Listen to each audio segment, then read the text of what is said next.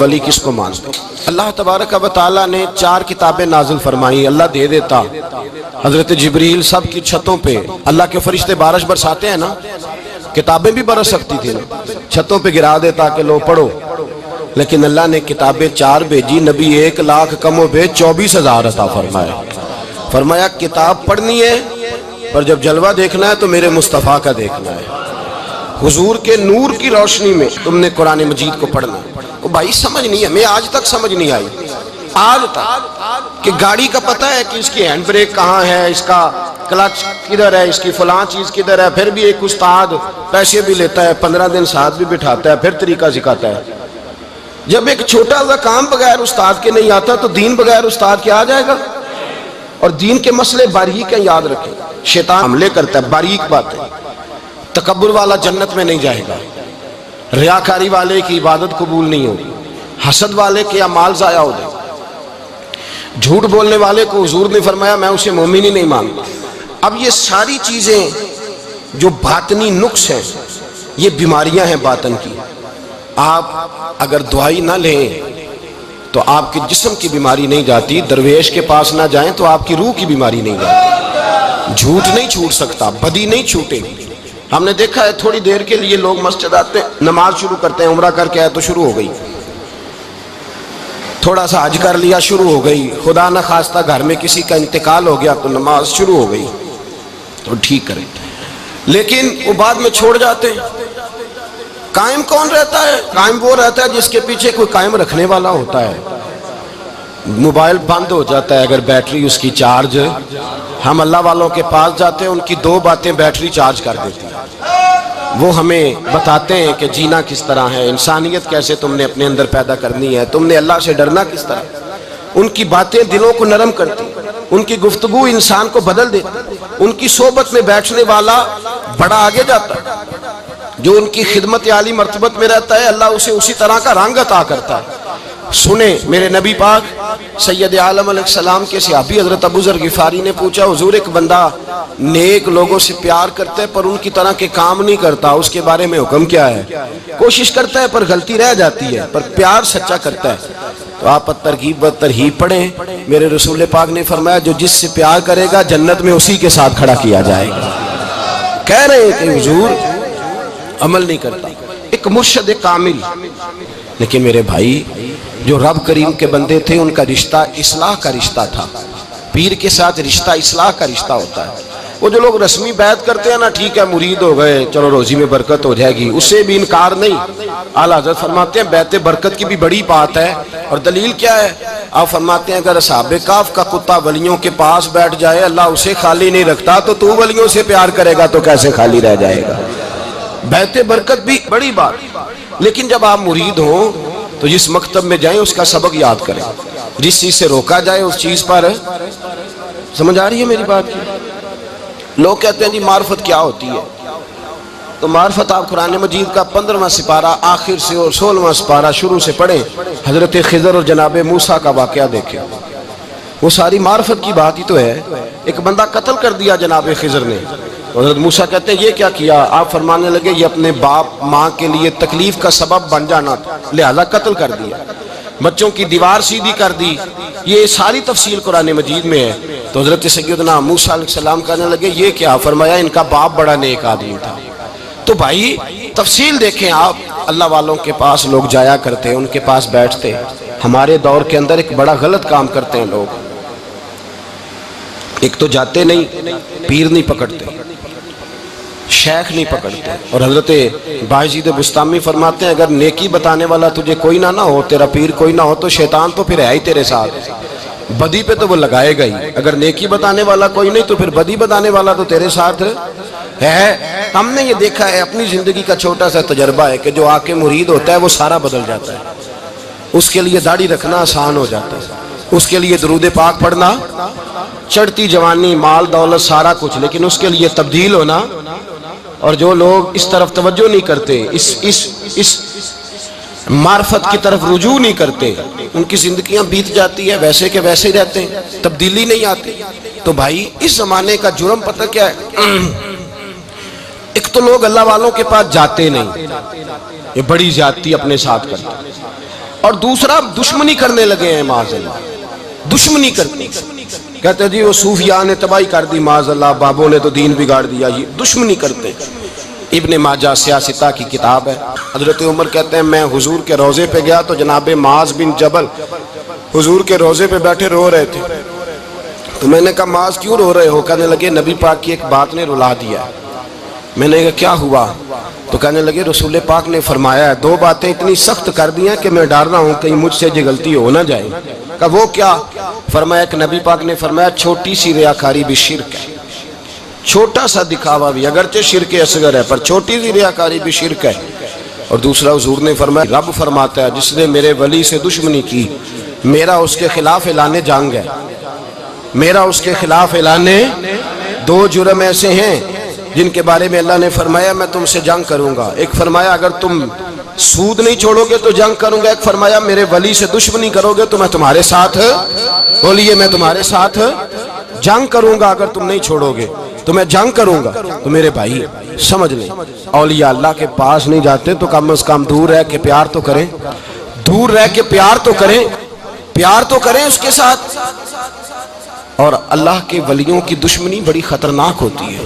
اب یہ جو حضرت معاذ رو رہے تھے نا تو اس کی شرح میں حضرت حکیم الامت نے لکھا ہے، حضرت معاذ کہنے لگے کہ میں رو اس لیے رہا ہوں کہ ایسا نہ ہو کہ میں کسی بندے کی بے ادبی کر دوں اور وہ اللہ کا ولی ہو، تو میں رو رہا ہوں کہ کہیں کوئی بات نہ مجھ سے نکل جائے۔ لوگ فار باتیں کرتے ہیں، فار لوگ ایک منٹ کے اندر بڑے بڑے لمبے چوڑے اعتراضات کرتے ہیں۔ تو بھائی اللہ کے ولیوں کے ساتھ پیار کریں، ان کی صحبت میں جائیں، ان کے پاس بیٹھیں، ان کی سنگت اختیار کریں، ان سے اپنی روح اور قلب کے لیے دوائی خریدیں، جو وہ پرہیز بتائیں وہ پرہیز کریں، پھر دیکھیں اللہ تبارک و تعالیٰ آپ کو نماز میں اطمینان عطا کرے گا، قرآن پاک میں دل لگے گا، درود و سلام کا موقع ملے گا۔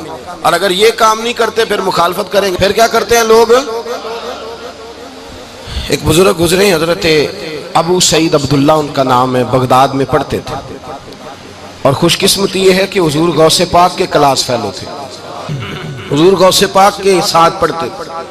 حضرت عبداللہ فرماتے ہیں کہ میں بھی پڑھتا تھا تو ایک بڑا لائق سٹوڈنٹ تھا، اس کا نام تھا ابن سقا، وہ بھی پڑھتا تھا۔ فرماتے ہیں بغداد میں شور ہوا کہ ایک محمد غوث نام کے بزرگ آئے ہیں بغداد۔ ان کی کرامت یہ ہے کہ وہ ایک منٹ کے لیے موجود ہوتے ہیں اور اگلے منٹ وہ غائب بھی ہو جاتے ہیں۔ فرماتے ہیں شوق پیدا ہوا، میں حضرت غوث اعظم شیخ عبد القادر جیلانی اور ابن سقا ہم تینوں نکلے بابا جی سے ملنے، اور یہ آج سے 1000 سال پہلے کی روایت ہے۔ کہتے ہیں ہم سبق بھی پڑھا کرتے تھے اور کا دیدار بھی کرا کرتے تھے، ہم دیدار بھی کرتے تھے اللہ کے ولی، دونوں کام کرتے۔ فرماتے ہیں ہم دونوں جب تینوں نکلے نا تو ابن سقا رستے میں کہنے لگا بڑا ولی بنا پھرتا ہے معاذ اللہ، ایسا سوال کروں گا اسے جواب ہی کوئی نہیں آئے گا۔ آپ فرماتے ہیں میں نے کہا نہیں جی میں سوال تو میں بھی کروں گا، سوال تو بولیے سوال تو میں بھی کروں گا، پر میں دیکھوں گا وہ جواب کیا دیتے ہیں، دیکھوں گا۔ کہتے ہم دونوں بات کر کے خاموش ہوئے تو حضرت شیخ عبد القادر کی طرف نظر ڈالی، کہا آپ نہیں سوال کریں گے؟ تو غوث اعظم فرمانے لگے میں سوال نہیں کروں گا، بس رب کے بندے کا دیدار کروں گا، بس اللہ کے بندے کا دیدار کروں گا۔ اور فرماتے ہیں کہ ہم پہنچے بابا جی کے کمرے میں، گئے تو بابا جی موجود تھے، ہم جا کے بیٹھے تو بابا جی غائب ہو گئے۔ تھوڑی دیر گزری تو آئے، سلام کے بعد پہلے لفظ پتہ ان کے کیا تھے؟ کہنے لگے ابن سقا تو کیا کہتا تھا ایسا سوال کروں گا جواب نہیں آئے گا؟ میں تیرے اندر سے کفر کی بو دیکھ رہا ہوں، کفر کی بو دیکھ رہا ہوں، تو رب کے بندے سے دشمنی کرتا ہے۔ اور فرمانے لگے او ابو عبداللہ تو کہتا تھا کہ میں دیکھوں گا وہ کیا جواب دیتے ہیں۔ فرمایا تو کافر تو نہیں ہوگا پر دنیا دار ضرور ہو جائے گا۔ کہتا پھر بابا جی نے رخ پھیرا غوث پاک کی طرف اور کہنے لگے عبد القادر تو کہتا تھا میں رب کے بندے کا دیدار کرنے جا رہا ہوں، فرمایا جا میں تجھے دعا دیتا ہوں جب تک تیرا قدم نہیں لگے گا اللہ کسی کو ولایت عطا نہیں کرے گا، جا میں تجھے دعا دیتا ہوں جب تک تیرا قدم نہیں لگے گا رب کسی کو ولایت۔ حضرت ابو عبداللہ فرمایا کرتے تھے ہم آ گئے، ابن سقا پھر نہ مانا، کہنے لگا نہیں نہیں ایسے ہی بات کر دی ہے، اس تو کوئی علم غیب ہے معاذ اللہ۔ کہتے ہم نے دیکھا وہ سب سے بڑا عالم بنا، مناظر بنا، بڑی تقریریں کرتا، واضح کرتا۔ پھر وہ روم چلا گیا، روم کے بادشاہ نے اسے وزیر اوقاف بنا لیا۔ پھر ایک دن روم کے اس عیسائی بادشاہ کی بیٹی اسے پسند آ گئی، کہنے لگا میں نے شادی کرنی ہے۔ کہتے ہیں بادشاہ کہنے لگا کر دوں گا شادی، پر تجھے عیسائی ہونا پڑے گا۔ کہتے ہیں مارا قسمت کا معاذ اللہ ثم معاذ اللہ، نقل کفر نہ باشد، عیسائی ہو گئے۔ آپ فرماتے ہیں مجھے بھی ایک بادشاہ نے بلا لیا، اس نے مجھے بھی ایک عہدہ دے دیا، میری بھی دنیا میرے کانوں تک آ گئی، بڑی جان چھڑاتا ہوں دولت سے، مال سے، شہرت سے، پر میری چھوٹتی نہیں۔ آپ فرماتے ہیں ہوش اس دن آئی جس دن بغداد کے منبر پر بیٹھ کر اور 70,000 کے مجمع میں کھڑے ہو کے غوث اعظم نے فرمایا آؤ بھائی، جس نے ولایت لینی ہے عبد القادر کے پاس آؤ، میں قدم رکھتا جاؤں گا، اللہ ولایت عطا کرتا چلا جائے گا، آؤ میرے پاس میں ولایت دیتا ہوں۔ ہر مشکل دی کنجی یارو ہاتھ مرداں دے آئی، تے مرد نظر کرے جس ویلے مشکل رہے نہ کائی۔ لوگ دشمنی کرتے ہیں، اللہ والوں سے اللہ ملتا ہے، اللہ کے بندوں سے معرفت کا حسن ملتا ہے، اللہ کے بندے بیعت اپنی کرتے ہیں، جھکاتے اللہ کی بارگاہ۔ اللہ تبارک و تعالیٰ کے بندوں کے پاس بیٹھنے سے رسول اللہ کا پیار ملتا ہے، اللہ کے بندوں کی صحبت حضور کے دروازے تک لے جاتی ہے، رب کریم کے بندوں کی صحبت عاجزی سکھاتی ہے، اللہ کے بندوں کے پاس بیٹھنے والے اللہ اللہ کرنے لگتے ہیں، رب کریم کے بندوں کے پاس بیٹھنے والوں کو سجدے کا نور حاصل ہوتا ہے۔ اور میرے بھائی اگر تو نے کسی کے ہاتھ میں ہاتھ دیا ہو تو ملے گا کیا؟ ملے گا کیا؟ خواجہ نظام الدین محبوب الہی رحمت اللہ علیہ کھڑے تھے، تو ایک آدمی حلوائی کی دکان پہ کچھ چیز لینے آیا، کوئی درویش سادہ سا آدمی چھوٹی سی مسجد سے نکلا، حلوائی سے کہا دے دے، حلوائی کہا چل دوڑ جا، تو روز آگے کھڑا ہو جاتا ہے، جب سارے آتے ہیں تب آیا کر، غریب گاہک تھا نا تو حلوائی نے جھڑک دیا، اس درویش کو جوش آ گیا، کہنے لگا میرے ساتھ بدتمیزی نہ کرنا ورنہ میں تیری دکان الٹ کے رکھ دوں گا، میں تیری دکان الٹ دوں گا۔ کہنے چل دوڑ جا، بڑے دیکھے ہیں تیری طرح کے دکان الٹنے والے۔ حضرت نظام الدین محبوب الہی گزر رہے تھے، حلوائی کی نظر پڑی تو دوڑ کے دست بوسی کرنے آیا، کہنے لگا حضور السلام علیکم۔ آپ فرمانے لگے اس کے ساتھ بد اخلاقی نہ کر، تیری دکان واقعی الٹ جائے گی۔ کہا حضور کس طرح؟ یہ تو ایسے ہی سادہ سا ہے۔ آپ فرمانے لگے یہ بھی سادہ ہے، اس کا پیر بھی اسی طرح کا ہے، پر دادا پیر بڑا باکمال ہے، وہ جس کے ہاتھ میں اس کا ہاتھ ہے وہ بڑا باکمال ہے۔ فرمایا وہ تیار کھڑا ہے، وہ کہتا ہے چلو نالائق ہوا تو کیا ہوا، بچہ تو ہمارا ہی ہے نا، کہہ دے گا تو الٹ دیں گے، بچہ تو ہمارا ہی ہے نا، مجھے دشمنوں نہ چھیڑو، میرا ہے کوئی جہاں میں ابھی پکار لوں گا، نہیں دور ہے مدینہ۔ یہاں کوئی لاوارث لوگ بستے ہیں، خدا کے فضل سے ہم پر ہے سایہ غوث اعظم کا، ہمیں دونوں جہاں میں ہے سہارا غوث اعظم کا، خدا دے گا منادی حشر میں یہ قادریوں کو، کہاں ہے قادری کر لے نظارہ غوث اعظم کا۔ اور اس سے مراد ہر پیار کرنے والا ہے، صرف سلسلے میں آنے والا نہیں، ہر پیار کرنے والا قادر۔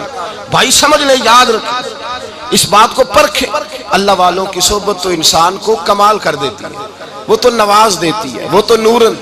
ایک بات اور ہے، کچھ لوگ کہتے ہیں کتنی فرما برداری کرنی چاہیے پیر کی؟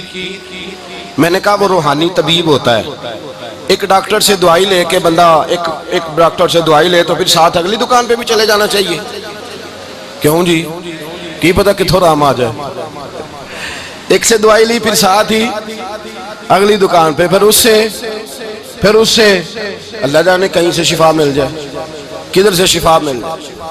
او بھئی ایسے نہیں ہوتا، دعائی تو ایک حکیم سے کھائے گا، ایک ڈاکٹر کی کھائے گا، جو پرہیز بتائے گا وہ پرہیز، اگر طبیعت ٹھیک نہیں ہوگی تو دوبارہ جائے گا، وہ کہے گا میں نے تیری دعائی بھی بدل دیا، تیری پرہیز بھی بدل دی، اور ایک وقت آئے گا کہ انشاءاللہ شفا۔ حضرت علی بن ہیتی حضور غوث اعظم کے خلیفہ تھے، ان کے مرید تھے علی بن جوسکی نام تھا۔ حضرت غوث اعظم رضی اللہ تعالیٰ عنہ اپنے خلیفے سے ملنے آئے تو آگے سے ان کے بھی اپنے مرید کو کہا کہ چل پیر صاحب کے قدم دبا۔ وہ غوث اعظم کے قدموں میں بیٹھنے کی بجائے اپنے پیر کے قدموں میں بیٹھ گئے، دبانے لگے، ڈانٹا، کہنے لگے تیرا دماغ ٹھیک ہے، چل حضور غوث اعظم کے قدم دبا۔ وہ پھر اٹھے، گھوم کے پھر ان کے پیروں میں بیٹھ گئے، تو حضرت علی بن ہیتی نے جلال کیا، فرمانے لگے تجھے خیال نہیں آتا میں تو اب تجھے غوث پاک کے سپرد کرنے والا ہوں، تیری زیادہ تکمیل ہو جائے۔ جب یہ بات کہی تو حضرت علی بن جوس کی رو پڑے، چیخے مار کے روئے، وہ روئے تو غوث پاک بھی روئے، اور فرمانے لگے علی بن ہیتی اسے مجھے نہ دے، یہ جس پستان سے دودھ پینے کا عادی ہو گیا اب اسے کسی اور جگہ مزہ نہیں آئے گا، اسے یہیں رہنے دے، یہیں یہیں رہنے دیں. بڑا اعتراض ہے لوگوں کو بہشتی دروازے پر. بہشتی دروازہ کہتے ہیں جنت اتنی اونچی تھی نیچے کیسے آ گئی؟ میں نے کہا تم نے پڑھا نہیں نا قرآن و حدیث. جنت بڑی اونچی تھی پر میرے نبی نے فرمایا میں نے ماں کے قدموں کے نیچے لا کے رکھ دیا. تم نے پڑھی نہیں نا، اصل میں پڑھی نہیں. تمہیں کیا پتا کبھی کسی چیز پہ اعتراض. ہم تھوڑا کہہ رہے ہیں کہ جو بہشتی دروازے سے گزر گیا ایک فضیلت ہی ہے نا جی. ایک ہر مسجد جنت ہے کہ نہیں؟ بولیں. حضور نے فرمایا جنت کی کیاریوں کے پاس سے گزرو تو کچھ کھا لیا کرو. جب ہر مسجد جنت ہے تو بابا فرید کی مسجد جنت کیوں نہیں ہو سکتی؟ عجیب چکر ہے. اور بندے بھی کہتے ہیں وہ جی فلانا گیا تھا تو کہتا ہے میں جنتی ہوں. بھائی کس نے کہا؟ بلکہ ایک بڑی اعلیٰ حضرت کے ایک مرید ہوئے مولانا حشمت علی خان صاحب. حضرت مولانا حشمت علی خان صاحب رحمۃ اللہ تعالیٰ علیہ نا پاک پتن سے واپس آ رہے تھے تو بس کی چھت پہ بیٹھے تھے. وہ کہتے ہیں رستے میں نا ایک دو بندہ آ گیا جس کو تنقید کی عادت تھی اللہ والوں پہ. مجھے کہنے لگا مولوی کہاں سے آ رہے ہو؟ میں نے کہا پاک پتن شریف سے. پاک پتن سے. کہنے لگے میرے کپڑے سونگنے لگا. کہنے لگا بہشتی دروازہ گزرے ہو؟ میں نے کہا گزرا ہوں. تو کہنے لگا پھر جنت کی خوشبو نہیں آ رہی؟ نبی پاک نے تو فرمایا تھا کہ 500 سال جنتی دور ہوگا تو اس کی خوشبو آئے گی، تم سے نہیں آ رہی. مولانا بڑے حاضر دماغ تھے. کہنے لگے ایک حدیث پڑھی ہے ذرا دوسری بھی پڑھ لینی تھی. نبی پاک نے فرمایا جہنمی کو جنت کی خوشبو کوئی نہیں آئے گی. ایک ہی پڑھی ہے تو نے، اگلی بھی پڑھ لینی تھی. کہتے ہیں وہ بندہ کہنے لگا روکو بس مجھے نیچے اتار دو. یہ تو کوئی تگڑا بندہ ہی جواب دینے والا آ گیا. ایک ہی پڑھی ہے حدیث تو نے، سے اگلی نہیں پڑھی. شیخ کی خدمت، شیخ کی خدمت نواز دیتی ہے. اور پھر ایک اور بات، میرے حضرت صاحب تو حد کرتے ہیں. ایک جملے میں سمو دیتے ہیں سمندر. کسی نے کہا حضرت جی ساری زندگی بندہ کسی کی خدمت کرتا رہے اللہ کا بندہ سمجھ کے، وہ اندر سے جل ہی نکل آئے تو پھر تو آپ فرمانے لگے ہم نے بندے کی خدمت نہیں کی اللہ کے بندے کی ہے. تو اجر کس نے دینا ہے؟ بولے. اول تو ایسا ہوتا نہیں، اول تو ایسا طلب پیدا کریں. آج لوگوں میں طلب نہیں، کہتے ہیں بڑیاں جگہ تے گیا ملیا کچھ نہیں. میں کہتے رہتے طلب نہیں پائی. طلب ہو تو کھانے کا مزہ. اعلیٰ حضرت فاضل بریلوی کا پیر خانہ مارہرہ شریف، وہاں کے ایک بزرگ تھے آل محمد ان کا نام تھا. ان کے پاس ایک بندہ آ گیا پڑھا لکھا بڑا سیانہ. کہنے لگا بابا میں نے بڑی خانقاہ بڑے آستانے دیکھے پیر کوئی نہیں ملا. آپ مسکرائے. آپ فرمانے لگے تیری نیت ہی نہیں تھی پیر پکڑنے کی، ارادہ ہی کوئی نہیں تیرا پروگرام نہیں تھا. ورنہ تو بڑے بڑے کامل لوگ ہیں، تیرے اندر طلب ہی نہیں. اندر کچھ ہے خالی ہوگی تو کوئی معرفت کا نور آئے گا، تو خود بھرا ہوا ہے. کہنے لگا جی بڑی طلب ہے. آپ فرمانے لگے تجھے کہا ہے نا کوئی نہیں. کہنے لگا حضور ہے. آپ فرمانے لگے چلو رات سو جاؤ خانقاہ پہ سویرے بات کریں گے. مرید کو کہنے لگے اسے 5 کلو مچھلی دو اچھی بنا کے. مریدوں نے مچھلی دے دی، پانی کوئی نہیں دیا. ساری رات تڑپتا رہا اور باہر سے کنڈی بھی لگا دی. سویرے حضرت آل احمد آئے، دروازہ کھولا، قدموں پہ گرا. کہنے لگا حضرت جی پانی، حضرت جی پانی پانی پانی. آپ فرمانے لگے سلام تو لے لے پہلے. کہنے لگا نہیں حضور پانی پانی. آپ فرمانے لگے بتا مچھلی کہے گا حضور پہلے پانی پہلے پانی. حضرت نے ایک جملہ کہا، رب کے بندوں کی ایک بات کمال کر دیتی ہے. فرمایا پتہ چلا طلب کیا ہوتی ہے؟ پتہ چلا طلب کیا ہوتی ہے؟ کہنے لگا سونے لگ پتہ گیا ہے کیا ہوتی ہے، لگ پتہ گیا ہے. آپ نے پانی بھی پلایا، مرید بھی کیا، اور جب سینے سے لگایا تو فرمایا جا تو نے طلب پیدا کی تھی، میں نے رب کے فضل سے تجھے فیض دیا ہے. کہتے وہاں بیٹھے بیٹھے کالے رنگ کا تھا، اللہ نے گورا رنگ بنا دیا. نورانیت چھلکنے لگی وہاں بیٹھے بیٹھے ہی کمال.